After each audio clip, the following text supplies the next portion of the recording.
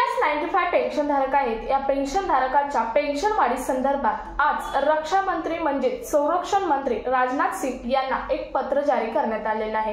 हे पत्र नेमकं कोणी जारी केलं किंवा कोणाकडून जे राजनाथ सिंग आहे यांना देण्यात आलं, या पत्रामध्ये कशाचा उल्लेख केला आहे याबद्दल सर्व माहिती आपण आजच्या व्हिडिओमधून पाहणार आहोत। आता तुरंत आलेलं हे अपडेट आहे आणि तेच अपडेट तुम्हाला मी आजच्या व्हिडिओमधून पूर्णपणे डिटेलमध्ये सांगणार आहे।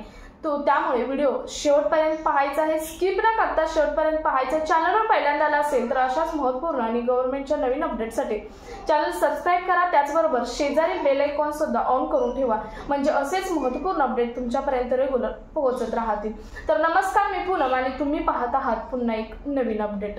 EPS 95 पेन्शनधारकांची जी पेन्शन वाढीचा जो प्रश्न आहे, शिवाय मेडिकल कन्सेशन असेल किंवा DA संदर्भातील जो प्रश्न आहे, त्या प्रश्नाला घेऊन आज माननीय संरक्षण मंत्री राजनाथ सिंग यांना एका प्रतिनिधीने म्हणजेच EPS 95 पेन्शनधारकांच्या एका प्रतिनिधीने पत्र दिले आहे। म्हणजेच माननीय कमांडर अशोक राऊत NSCचे अध्यक्ष, राष्ट्रीय अध्यक्ष कमांडर अशोक राऊत यांच्या सांगण्यावरूनच किंवा याच्या तर्फे म्हणूनच एका प्रतिनिधींनी सर्व पेन्शनधारकांच्या तर्फे म्हणूनच एका प्रतिनिधीने माननीय संरक्षण मंत्री राजनाथ सिंग यांना एक पत्र म्हणजेच एक लेटर दिलेला आहे। या लेटरमध्ये पेन्शन वाढी संदर्भातील मुद्दा लिहिलेला आहे, तसेच मेडिकल कन्सेशन संदर्भातील आणि DA वाढी संदर्भातील मुद्दा सुद्धा लिहिलेला आहे।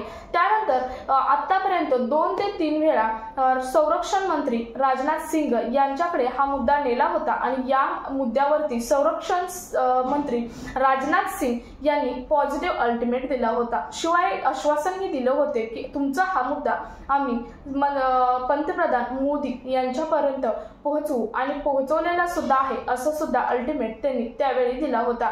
आणि त्याचीच जाणीव करून देण्यासाठी आज एका EPS 95 पेन्शनधारक प्रतिनिधींनी आज त्यांना लिखित स्वरूपात एक लेटर दिलेला आहे। शिवाय त्यांना पुढचं जे 3 आणि 4 डिसेंबरला जो जंतर मंतरला आंदोलन होणार आहे, या आंदोलनाचा सुद्धा अल्टिमेट देणारं एक लिखित स्वरूपाचं पत्र हे दिलेलं आहे।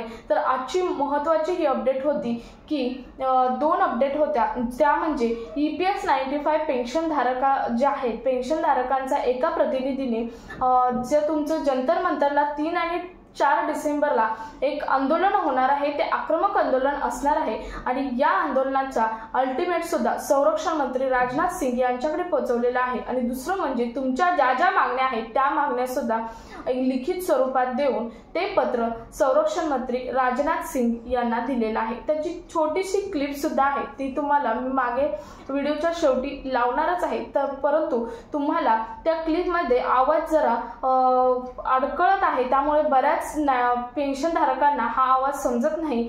त्यामुळे आपण आजच्या व्हिडिओमधून डिटेलमध्ये नेमकं काय त्या पत्रामध्ये किंवा पत्र कधी देण्यात आलं हे आपण आता व्हिडिओमधून पाहिलेलं आहे। सो ती क्लिप सुद्धा तुम्ही ऐकू शकता, मी व्हिडिओला पुढे अटॅच करणार आहे। सो तुमचं यावरती काय मत आहे तुम्ही कमेंटमध्ये जरूर नोंदवू शकता।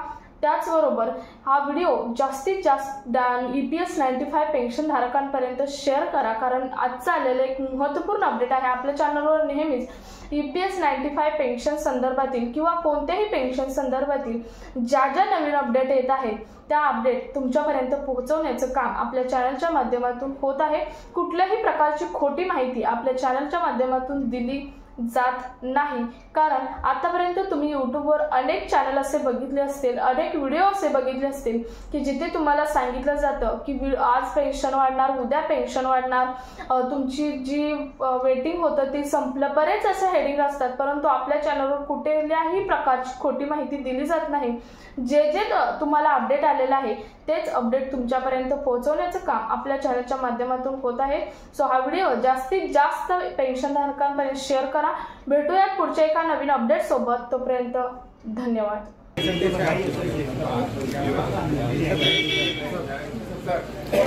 हाँ जी।